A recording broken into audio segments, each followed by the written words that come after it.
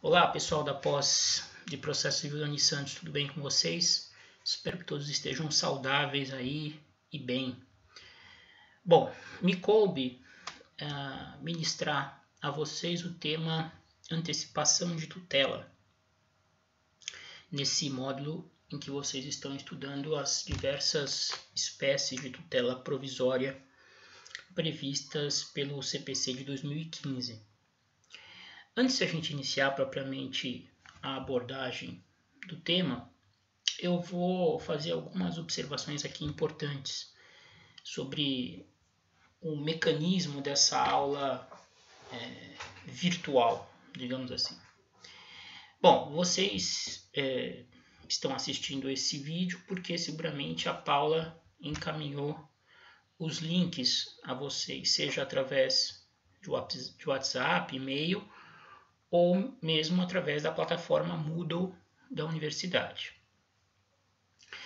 Nós não vamos poder ter uma interação em tempo real.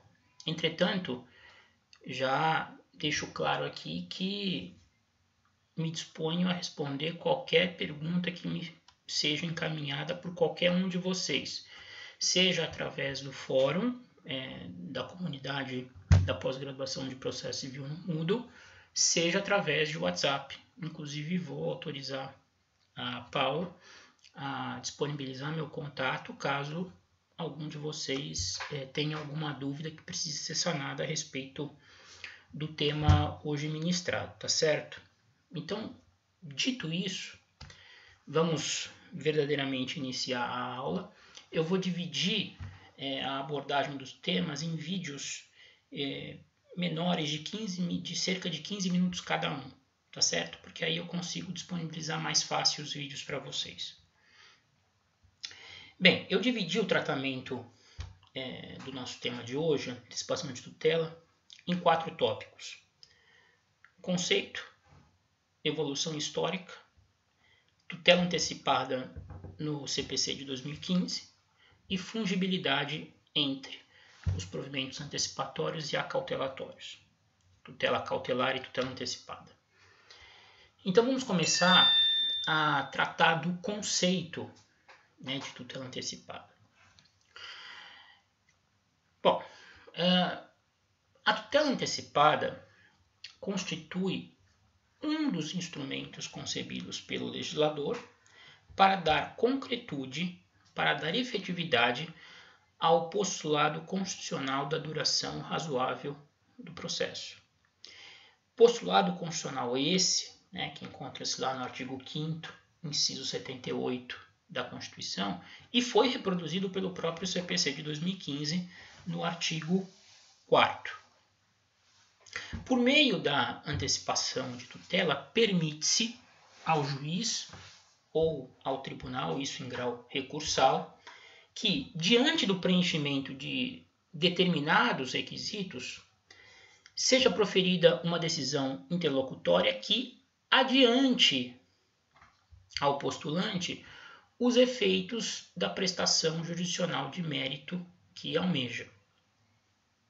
Então, a antecipação de tutela constitui também uma espécie de técnica de julgamento baseada em juízo de cognição sumária, ou seja, não exauriente, com base em juízo de verossimilhança, de probabilidade, de plausibilidade, em que o juiz, verificando que uma das partes do processo tem grandes chances de ter o seu direito confirmado ao final da marcha processual, antecipa essa confirmação para evitar um dano maior, um dano irreparável ou de difícil reparação causado pela própria demora natural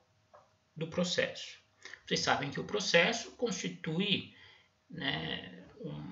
se constitui numa cadeia de atos interligados que se direcionam rumo à prestação jurisdicional.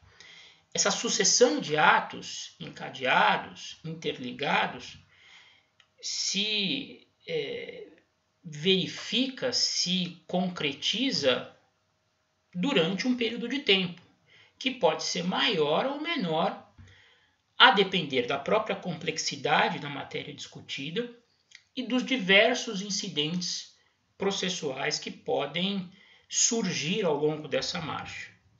A fim de evitar prejuízos maiores àquele que provavelmente vai sair vencedor na demanda, o CPC concebeu uma técnica de julgamento baseada em cognição sumária que permite a antecipação da própria providência jurisdicional de mérito, total ou parcialmente, a fim de evitar esses transtornos decorrentes da demora natural do curso da marcha processual. Vamos tratar agora da evolução histórica do Instituto da Tutela Antecipada. Bom, eu imagino que vocês aí, a maioria, pelo menos, não conhece a legislação processual anterior à vigente.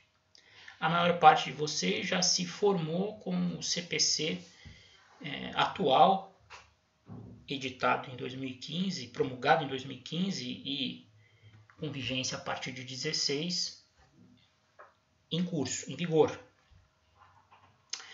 Então, vocês, acredito, não conheçam como é que se chegou à ideia de se conceber a possibilidade do juiz antecipar os efeitos da própria sentença para um momento anterior, normalmente no início do processo, a fim de evitar prejuízos maiores a uma das partes. E eu vou rapidamente aqui tentar esboçar essa evolução histórica com vocês. Muito bem, no sistema original concebido pelo Código de 73, não havia qualquer previsão, não havia uma previsão genérica no texto da lei, permitindo ao juiz a antecipação dos efeitos da sentença em benefício de uma das partes, de maneira a evitar um prejuízo maior ao seu direito. No sistema do CPC de 73, nós tínhamos 3 tipos ou espécies de processo: o processo de conhecimento, o processo de execução e o processo autônomo cautelar. Atualmente, o processo cautelar autônomo desapareceu do nosso ordenamento. Hoje nós temos apenas o processo sincrético, que vigora na grande maioria dos casos, e o processo de execução autônomo, que vale para a exigência de obrigações consagradas por títulos executivos extrajudiciais. Mas por que o legislador de 73 não concebeu um instrumento análogo à antecipação de tutela, não previu que a demora natural da marcha processual poderia causar transtornos àquele que aparentemente tem razão e precisa de uma proteção mais imediata, mais efetiva? Qual o motivo do legislador de 73 ter se omitido quanto à previsão de um instituto que pudesse acelerar a efetividade do direito em litígio? Muito simples. Em 73 o mundo era completamente diferente do que é hoje. Nós não tínhamos talvez 1/3 do volume de processos que nós temos atualmente em curso no país. As relações jurídicas eram muito mais simples que as relações jurídicas que existem nos dias de hoje. As pessoas contratavam muito menos. as pessoas consumiam muito menos, não havia a oferta de produtos e serviços para consumo que existe no mundo atual, né? A velocidade do mundo era outra, né? Nos dias de hoje nós queremos tudo para ontem, com pressa, porque as soluções de todos os problemas da nossa vida demandam rapidez, né?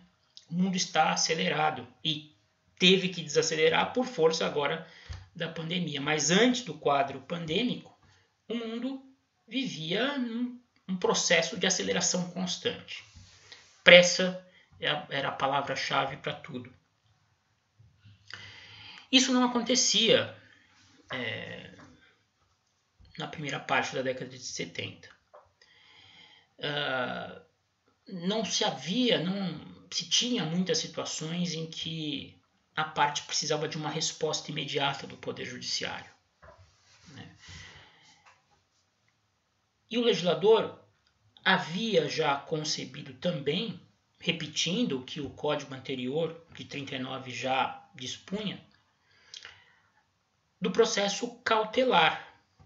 O processo cautelar que tinha por objetivo, em determinadas situações específicas, evitar que o resultado útil de um processo dito principal, futuro ou já em curso, fosse prejudicado pela lentidão da marcha processual ou pela dificuldade em se avançar rapidamente em direção à sentença.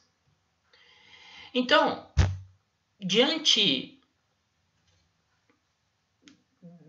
da própria característica do mundo da época e do fato de malemar já haver um instrumento processual, uma espécie processual adequada à preservação dos resultados úteis do processo, o legislador de 73 nada dispôs inicialmente sobre a possibilidade de antecipação de tutela.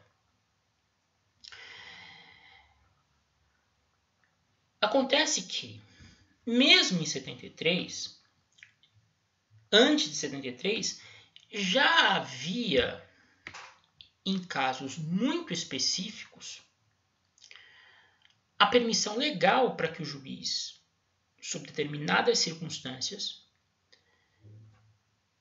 antecipar o provimento jurisdicional de mérito para evitar dano de difícil reparação a uma das partes.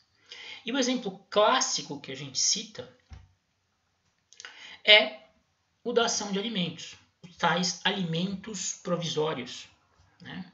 A lei de alimentos é de 1968, portanto anterior ao CPC de 73, e ela já previa a possibilidade do juiz, início litis, fixar alimentos provisórios ao alimentante.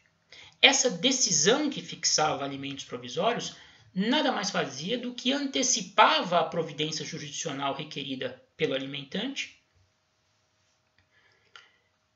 para o início do processo, de modo a evitar que a falta dos alimentos pudesse causar um dano ainda maior à situação de quem estava os pleiteando.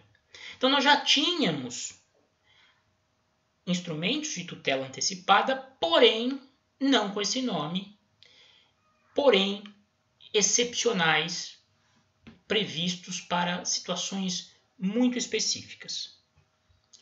Bem, eu vou fazer uma pequena pausa aqui, continuo no próximo vídeo.